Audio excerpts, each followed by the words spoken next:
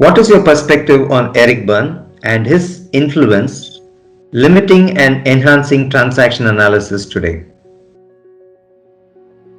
Well, I first knew Eric Berne in very limited contact at meetings of the American Group Psychotherapy Association. Eric Berg was very much involved in group therapy, as you well know. And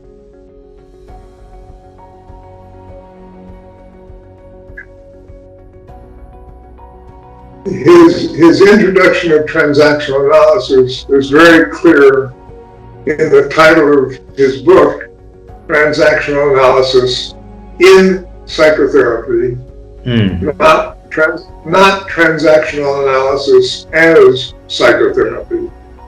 I make a distinction. This is a very interesting perspective. I think that Berg made an extremely valuable contribution with transactional analysis in the context of group psychotherapy.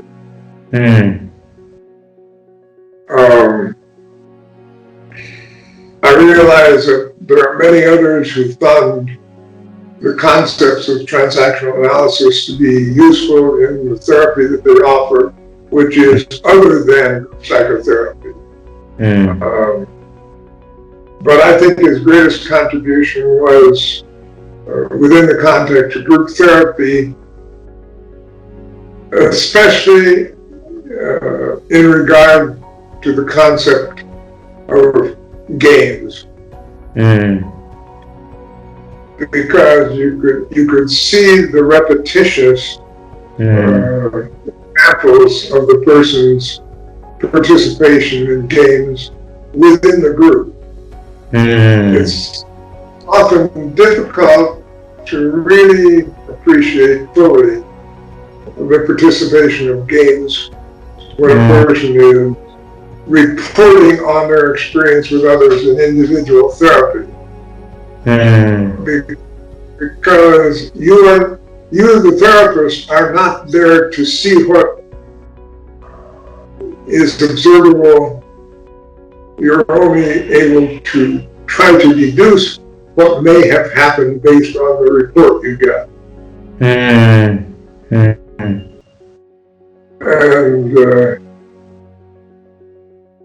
nobody is able to report objectively about themselves.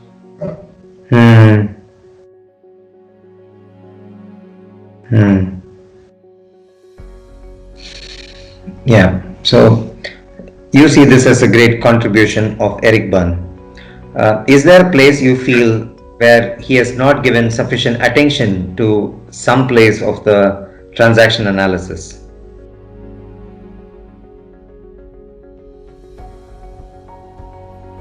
Well, it's hard to say.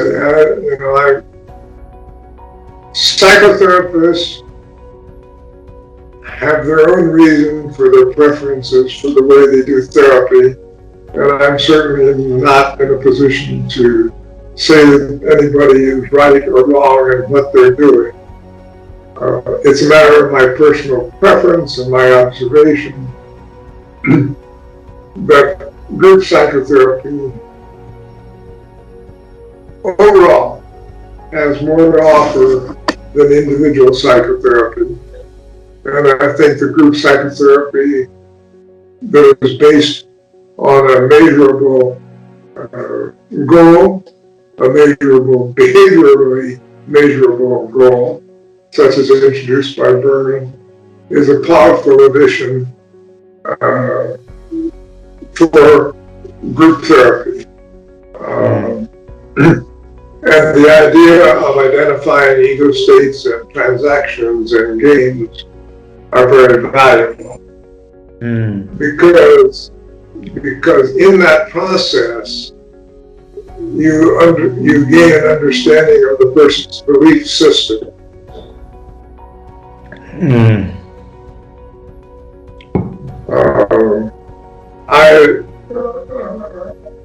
suppose I should say that, as far as I'm concerned, the whole idea of script analysis is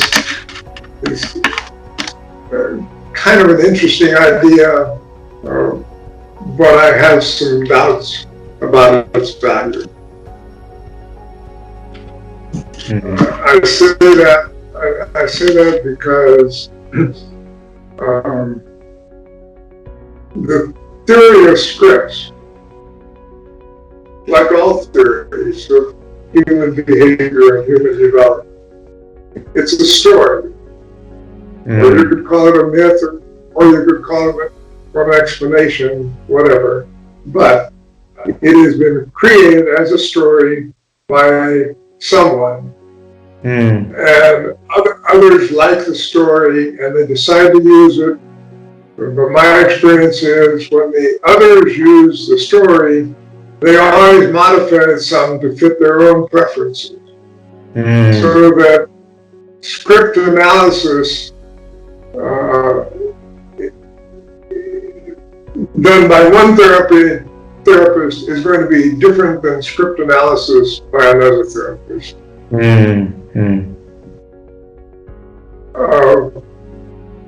The whole idea of script,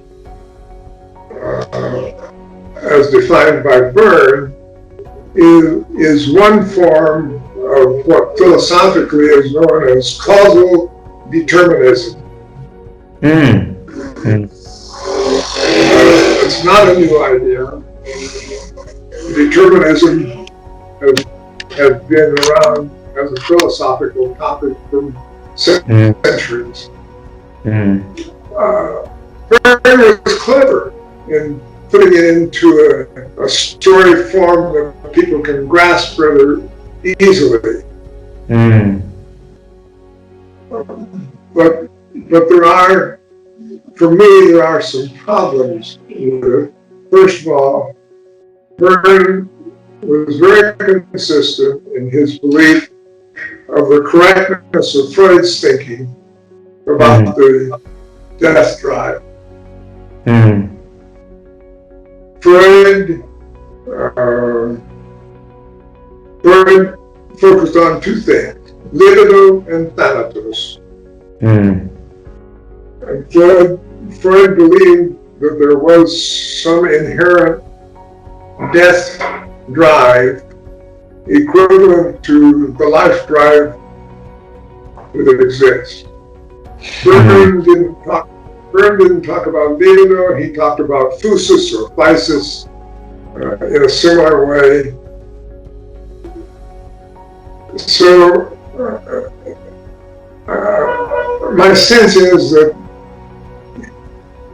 he kind of limited himself by persisting in belief in the correctness of Freud's thinking.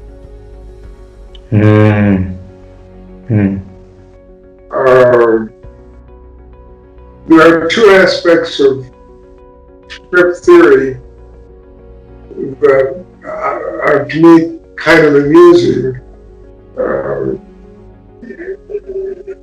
That there are two possible, well, other than completion of the ending of the script, there is the possibility of getting out of script through two possibilities. One he referred to as the spell breaker, meaning that there was some inherent internal, I don't know what to call it, internal belief, self-permission or what, but it was an internal relief. And the other identifier that would take a person out of script was love. Well, that's kind of a fascinating idea. How could that, why would love terminate a script?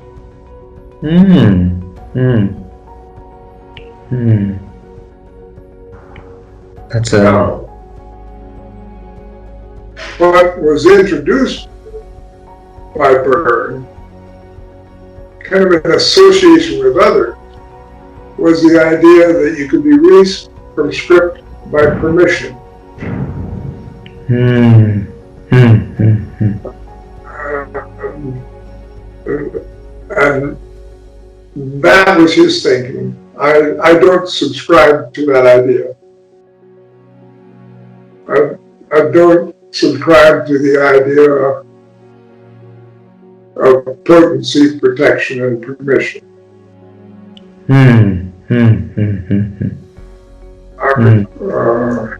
I'm much more aligned with the idea that every individual has the ability for autonomous functioning, and that the therapist does not have power.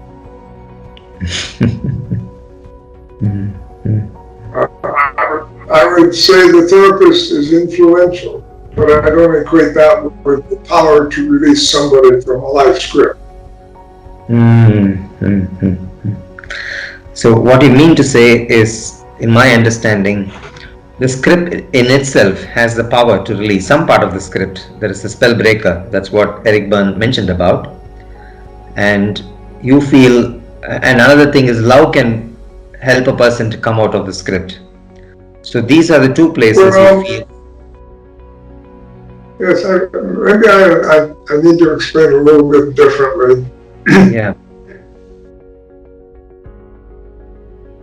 Everybody comes into this world and starts experimenting with how to survive and enjoy well-being. Yes. And the options for survival and well-being are initially limited because the person is in a dependent situation and has to make choices, if you will. I think the choices are not conscious, but has to make choices about how do I survive within this context. And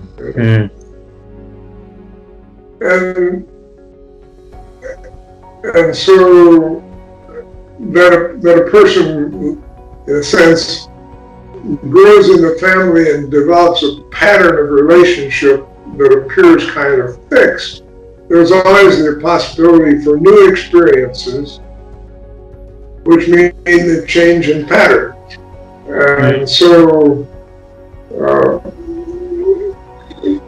I could look at anybody's life and probably write a script after the fact, but I wouldn't be able to prescribe or write a story about their script when the person is 5 years old, or 10 years old, or 20 years old, or 40 years old, because I have no way to know what new experience that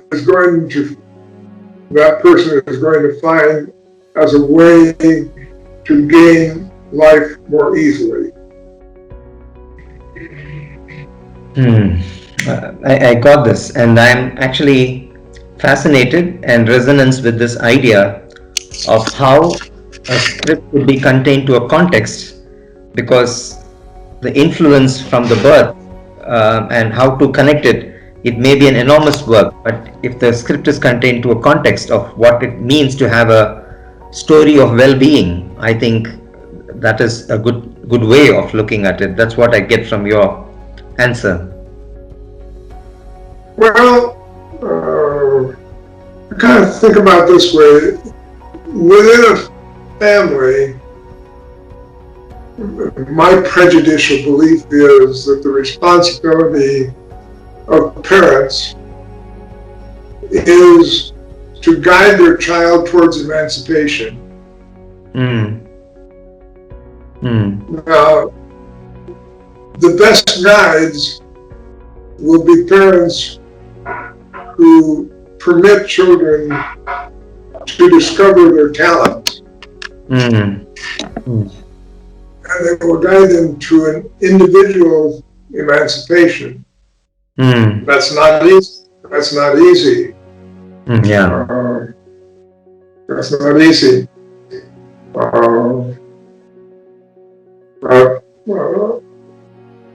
I feel that I enjoyed an unusual situation in my own childhood. Mm. If a child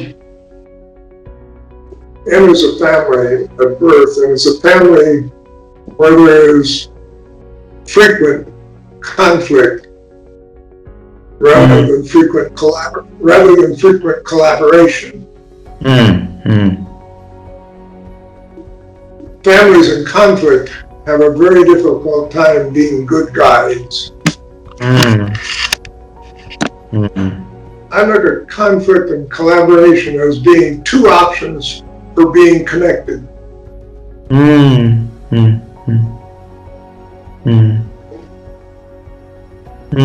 But the results of connection by conflict and the connections by collaboration are quite different. True. My experience is that the vast majority of people who came seeking my services had grown up in a family where conflict was more frequent than collaboration. Yeah.